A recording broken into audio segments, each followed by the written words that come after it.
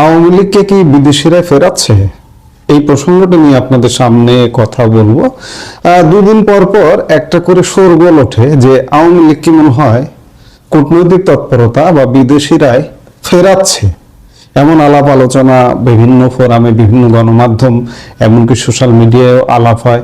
এই যে 3 দিন আগে ডক্টর ইউনূসের সঙ্গে মার্কিন দুজন শীর্ষ কূটনীতিক, সাবেক কূটনীতিক, তারা কিন্তু বর্তমান নয়, এবং তাদেরকে বলা হচ্ছে যে ডোনাল্ড ট্রাম্পের প্রতিনিধি।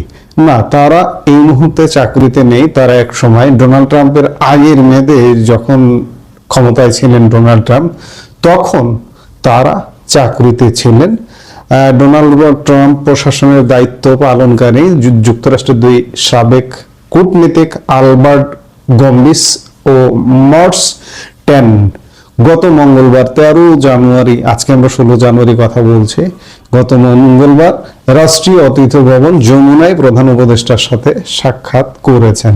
এবং সাক্ষাতের বিভিন্ন আলাপ প্রসঙ্গে আলোচনার এক পর্যায়ে প্রধান উপদেষ্টাকে আওয়ামী লীগ প্রশ্ন করেন যে আওয়ামী লীগের আসলে কি হবে, আওয়ামী লীগকে আপনারা বাদ রেখে নির্বাচন করছেন। প্রধান উপদেষ্টা ডক্টর ইউনূস তখন বলেছেন যে আওয়ামী লীগ যদি ভুল স্বীকার করে তাহলে রিকনসিলিয়েশন সম্ভব, এতটুকুই। কিন্তু এই যে সামনে যে নির্বাচনটা আসছে, এই নির্বাচনে আওয়ামী লীগের অংশগ্রহণের কোনো সুযোগ নাই, পরবর্তীতে রিকনসিলিয়েশন সম্ভব, এমনটা ডক্টর ইউনূস বলেছেন। কিন্তু এখন যে নির্বাচনটা হতে দেবে বা হতে দিচ্ছে, আওয়ামী লীগের জন্য এটি একটা খারাপ কাজ হচ্ছে। তবে আওয়ামী লীগ কিন্তু যে কোনো সময়, যে কোনো মুহূর্তে, এবং নির্বাচনের দিন তো বটেই যে আওয়ামী লীগ খুব বড় ধরনের একটা কর্মসূচি ডেকে দেবে নির্বাচনের আগে পরে, এটি নিশ্চিত। কারণ আওয়ামী লীগ যেহেতু এই নির্বাচনে অংশগ্রহণ করতে পারছে না, তবে আওয়ামী লীগ কিন্তু নির্বাচন কখনোই বর্জন করেনি। আওয়ামী লীগ প্রধান শেখ হাসিনাও বলেছেন যে বিএনপি যেমন নির্বাচন বর্জন করেছে অতীতে, আওয়ামী লীগ আমরা নির্বাচন করতে চাই, কিন্তু আমাদেরকে সুযোগ দেওয়া হচ্ছে না। তো আলটিমেটলি শেষ পর্যন্ত আজকে 16 তারিখ, আর মাত্র নির্বাচনের অনেক ফর্মালিটিজ ইতিমধ্যে শেষ হয়ে গেছে। আগামী 22 তারিখ থেকে নির্বাচনের প্রচার শুরু হয়ে গেলে নির্বাচন যে হয়ে যাবে, প্রচারের আগ পর্যন্ত যদি মনে হয় যে নির্বাচনটা বানচাল হয়ে গেল, কিন্তু এই মুহূর্তে বানচাল হয়ে যাওয়ার কোনো বাস্তবতা নাই। আপনি বিদেশি কূটনীতিক বলুন, এ বলুন, সে বলুন, ইউনূসকে ঠেকিয়ে দেবে নির্বাচন থেকে, কোনো কিছু না। আওয়ামী লীগের এই মুহূর্তে একমাত্র পথ খোলা আছে কঠোর আন্দোলন। এছাড়া এই যে কাজটা হচ্ছে, এটা আসলে অন্যায় কাজ হচ্ছে, একটা অবৈধ কাজ হচ্ছে। অতীতেও একতরফা নির্বাচন হয়েছে, আওয়ামী লীগের আমলে একতরফা নির্বাচন হয়েছে, কিন্তু আওয়ামী লীগ কাউকে বলে নাই যে ভাই বিএনপি আপনারা নির্বাচন আসবেন না, কিন্তু আপনারা নিষিদ্ধ। আজকে আওয়ামী লীগকে বলা হচ্ছে যে ভাই আওয়ামী লীগ আপনারা নির্বাচনে আসতে পারবেন না, নির্বাচনে আসতে দেওয়া হবে না আপনাদেরকে। তাহলে দুটোর মধ্যে পার্থক্য আছে। তো কাজে আওয়ামী লীগের উপর একটা চরম অন্যায় কাজ করা হচ্ছে। আওয়ামী লীগের এই মুহূর্তে যদি কেউ খোয়াবনামা দেখে বসে থাকেন এখনো যে নির্বাচন হচ্ছে না, নির্বাচন শেষ মুহূর্তে ঠেকে যাবে, এখনো সোশ্যাল মিডিয়ায় আলাপ আলোচনা এমনটা শোনা যায়, তাহলে আপনি খোয়াবনামার মধ্যেই থাকতে থাকুন, খোয়াব দেখতেই থাকুন। নির্বাচন হয়ে যাবে, জামাত ক্ষমতায় যাবে, এবং ক্ষমতায় গিয়ে বহু ধরনের ক্ষতির কাজ হবে বাংলাদেশে। আগাম বলে রাখছি যে আমাদেরকে হয়তো আমাদের জীবদ্দশায়, আমাদের পূর্বপুরুষের জীবদ্দশায় আমরা স্বাধীনতা পেয়েছি, আমরা দেখিনি।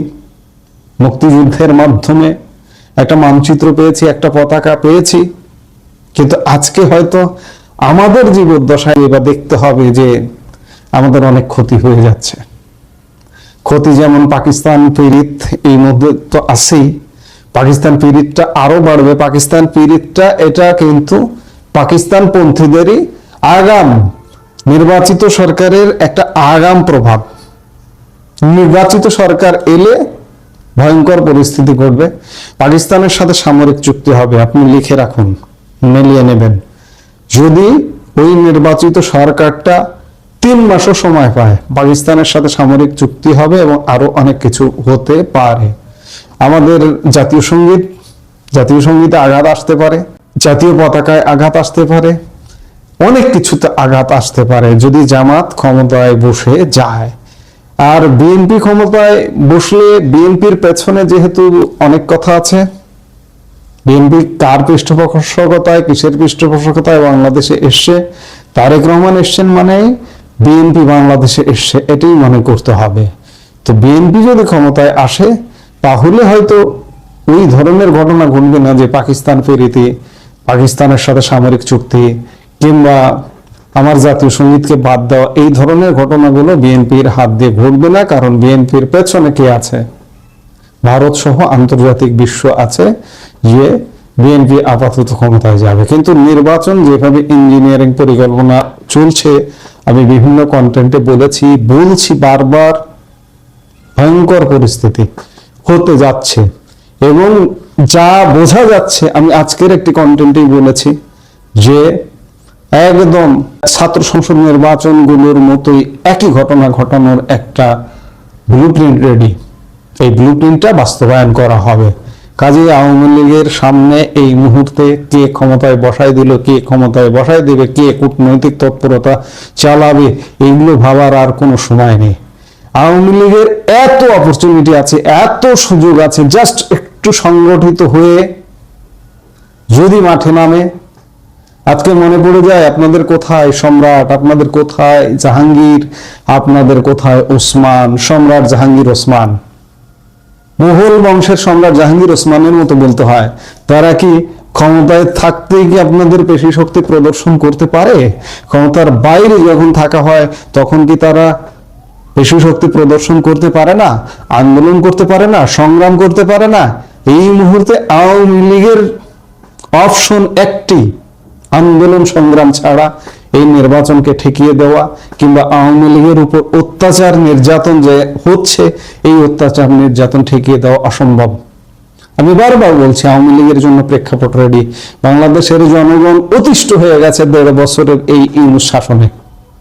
সামনে যে শাসন আসবে, সেই শাসন যে বাংলাদেশের জনগণের ভাগ্য পরিবর্তন করবে, সেটিও বাংলাদেশের জনগণ মনে করছে না।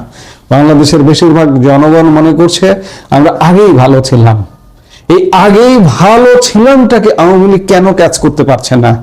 এখনই সংগঠিত হয়ে সাংগঠনিক কেন্দ্রীয় কমিটি থেকে শুরু করে একদম উপজেলা পর্যায় পর্যন্ত কমিটিগুলা যদি একটু গুছিয়ে, একটু সক্রিয় হয়ে মাঠে নামে, আওয়ামী লীগের জয় নয়, আওয়ামী লীগের আন্দোলনে জয়টা নিশ্চিত।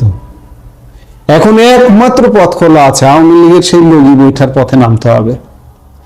ধরুন এর মধ্যে আগামী মাত্র 3 সপ্তাহ আছে, 3 সপ্তাহের মধ্যে আপনি লগি বৈঠা নিয়ে কিছু করতে পারলেন না, এর অর্থ এই নয় আপনার সব শেষ হয়ে গেল, নির্বাচনটা হয়ে গেল মানে সব ঠান্ডা হয়ে গেল, তা নয়।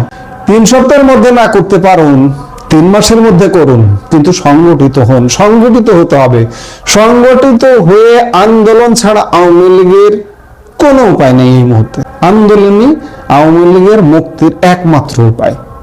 আমরা আশা করব, আমরা প্রত্যাশা করব যে আমরা আগেই ভালো ছিলাম, সেই ভালোটাকে আওয়ামী লীগ পিক করবে। এছাড়া বাংলাদেশের জন্য সামনে বড় দুঃখ আছে, আওয়ামী লীগের জন্য তো অবশ্যই আছে। আমরা দেখতে থাকি যে আওয়ামী লীগ আসলে কি করছে। তারেক রহমানের সাথে ট্রাম্পের শীর্ষ কর্মকর্তার বৈঠক, কি আলাপ হলো। আজ শুক্রবার সকাল 9টায় এই টেলি বৈঠকটি অনুষ্ঠিত হয়। শীর্ষ এই কর্মকর্তা হলেন US trade representative Jamieson Greer মোটামুটি বিখ্যাত হয়ে উঠেছেন, বিশেষ করে ভারত এবং মার্কিন যুক্তরাষ্ট্র বাণিজ্য আলোচনা, ট্রেড ডিল নিয়ে আলাপ প্রসঙ্গে তার নামটা বিভিন্ন সংবাদ মাধ্যমে বারবার এসে থাকে। এবং সেই জেমিসন গ্রিয়ার বাংলাদেশের বিএনপি চেয়ারম্যান তারেক রহমানের সঙ্গে একটি বৈঠক করেছেন, টেলি বৈঠক। আজকে আধা ঘন্টার এই বৈঠকের শুরুটা ছিল অনেকটা নাটকীয়। ট্রেড নেগোসিয়েশনের নানা বিষয়ে আলোচনায় উঠে আসে মিস্টার গ্রিয়ার জানতে চান এই ট্রেড নেগোসিয়েশনে তারেক রহমানের অবস্থান কি, বিশেষ করে বাংলাদেশ সরকারের তরফে যে আলোচনা হয়েছে তা নিয়ে তার মনোভাব কি। তারেক রহমান স্পষ্ট করে বলেন যে সরকার যে নেগোসিয়েশন করেছে তাতে আমাদের সম্মতি রয়েছে, সরকার যেভাবে আলোচনা এগিয়ে নিয়েছে তাতে আমাদের কোনো দ্বিমত বা আপত্তি নেই। বিএনপি চেয়ারম্যানের পররাষ্ট্র বিষয়ক উপদেষ্টা হুমায়ুন কবিরকে সম্ভবত বিএনপির যুগ্ম মহাসচিব পদে দায়িত্ব দেওয়া হয়েছে উপদেষ্টা থেকে। এই হুমায়ুন কবির এই টেলিবৈঠকের খবর নিশ্চিত করেছেন, তবে তিনি বিস্তারিত বলতে রাজি হননি। ওয়াকিবহাল কূটনীতিকরা বলছেন যে বৈঠকটির বিশেষ তাৎপর্য রয়েছে। বলে রাখা ভালো, এই মুহূর্তে তারেক রহমান সরকারি কোনো অবস্থানে নেই, তাই বৈঠকটি বিশেষ গুরুত্বের দাবি রাখে। যাই হোক, এই বৈঠকে কি আলাপ হয়েছে এটি বলবার কারো ক্ষমতা নেই, কারণ এখানে টেলি বৈঠক, মার্কিন কর্মকর্তারা উপস্থিত ছিলেন, তারেক রহমান উপস্থিত ছিলেন, আশপাশ দিয়ে তারেক রহমানের সহযোগী কেউ থাকতে পারে, যেমন হুমায়ুন কবির, তিনি তারেক রহমানের পররাষ্ট্র বিষয়ক উপদেষ্টা ছিলেন এবং বর্তমানে বিএনপির যুগ্ম মহাসচিব। তিনি অনেক কিছু বলতে পারেন, কিন্তু তিনি গণমাধ্যমে কিছু বলেন না। অনেকে আবার এই সোশ্যাল মিডিয়ায় যারা কথা বলেন, ইউটিউবে কথা বলেন, মূলধারা গণমাধ্যমের বাইরে এসে এমন ভাবে কথাবার্তা বলেন যে ওই বৈঠকগুলোতে পাশের চেয়ারে বা ওই চেয়ার শেয়ার করে, চেয়ার ভাগ করে বসেছিলেন, এমন ভাবে আলাপ করেন। আমি সেসব বলতে চাই না, কিন্তু সবচেয়ে লক্ষণীয় বিষয় যে তারেক রহমান কিন্তু ডক্টর ইউনূস যে আলাপগুলো করেছে, যেভাবে যুক্তরাষ্ট্রের সাথে ডিল করেছে, সেভাবে ডিলগুলো এগিয়ে নেবার আশাবাদ ব্যক্ত করেছেন। কোনো দ্বিমত নেই ইউনূস সরকারের সাথে, কিন্তু আমরা বাংলাদেশের নাগরিক হিসেবে আমাদের দ্বিমত আছে। আমরা নিশ্চয়ই চাইব না উচ্চ মূল্যে মার্কিন যুক্তরাষ্ট্র থেকে সয়াবিন কেনা হোক। আমরা নিশ্চয়ই চাইব না উচ্চ মূল্যে আমাদের ভোক্তাদের উচ্চ মূল্য নিতে হোক মার্কিন যুক্তরাষ্ট্র থেকে গম কেনা হোক। আমরা আগে গম কিনতাম রাশিয়া ইউক্রেন থেকে, আমরা আগে সয়াবিন কিনতাম ব্রাজিল থেকে কম দামে, কিন্তু মার্কিন যুক্তরাষ্ট্রের স্বার্থ রক্ষার্থে ইউনূস সরকারের সময় এমন ট্রেড ডিল করতে হয়েছে। কিন্তু আমরা বোয়িং বিমান কিনবো না, আমাদের প্রয়োজন নেই। বিমান বাংলাদেশ এয়ারলাইন্স আমাদের জানেই না যে আমাদের বিমানের দরকার, অথচ মন্ত্রণালয় অর্ডার দিয়ে দিচ্ছে 25টি বিমানের। আমার বিমান বাংলাদেশ এয়ারলাইন্স হচ্ছে বাংলাদেশের বেসামরিক বিমান চলাচল বা বিমান কর্তৃপক্ষ, বিমান সরকারি যে সংস্থাটি, সেই সংস্থাটি বিমান পরিচালনা করে। তারা চাহিদা দিল না মন্ত্রণালয়কে, অথচ মন্ত্রণালয় আগেই অর্ডার দিয়ে দিল। এগুলোর সাথে যদি একমত হন তারেক রহমান, তাহলে এটা বলা যায় ইউনূসের মতো তারেক রহমানও আত্মঘাতী সিদ্ধান্তের মধ্যে অটল থাকলেন।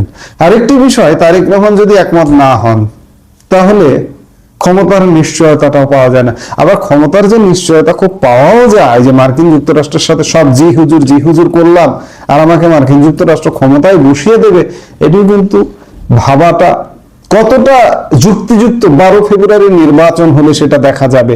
কারণ সামনে আরো বড় খেলোয়াড়, পেছনে আরো বড় খেলোয়াড় আছে, নেপথ্যে বড় খেলোয়াড় বলতে ছোট খেলোয়াড়ের বড় প্ল্যানে অনেক কিছু হচ্ছে।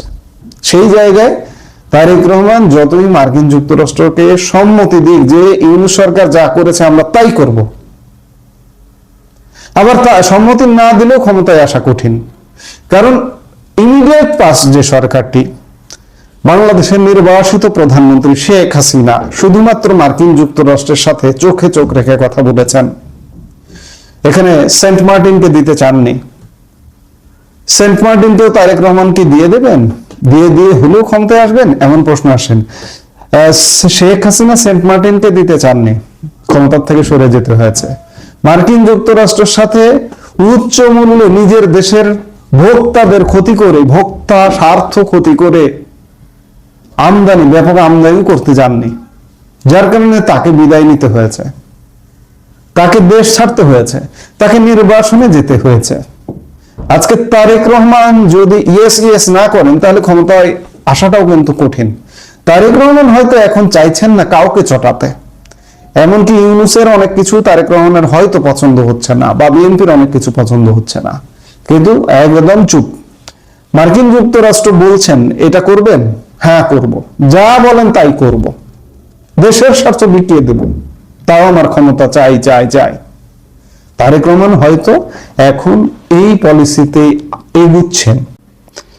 তবে এই পলিসিতেই যদি মার্কিন যুক্তরাষ্ট্রের সাথে চোখে চোখ রেখে কথা না বলেন, মার্কিন যুক্তরাষ্ট্রের সাথে তাল মিলিয়ে, বিশেষ করে উন্নত দেশগুলোর কথা বাদ, উন্নত অনেক দেশ মার্কিন যুক্তরাষ্ট্রকে পেতে দিয়ে তারা সফলভাবে এগিয়ে যাচ্ছে। মার্কিন যুক্তরাষ্ট্রের সাথে কেউ আজ করতে চায় না, কিন্তু এই যে আমাদের থার্ড ওয়ার্ল্ডের থার্ড ক্লাস যে কান্ট্রিগুলো আছে, এগুলো বহু মার্কিন যুক্তরাষ্ট্রের সাথে তাল মেলাতে গিয়ে ধ্বংস হয়ে গেছে। বাংলাদেশও কি সেদিকেই যাচ্ছে? সেদিকে যাচ্ছে কিনা, এবং 12 ফেব্রুয়ারি নির্বাচন পরবর্তী সময় তারেক রহমান ক্ষমতায় আসছে কিনা, সেগুলো দেখতে হলে আমাদের অপেক্ষা করতে হবে। আমরা নিশ্চয়ই দেখব এবং অপেক্ষা করব, এবং তারেক রহমান মার্কিন স্বার্থে তাল দিয়ে গেলেন, এটা বলেই শেষ করতে চাই এই আলাপটা।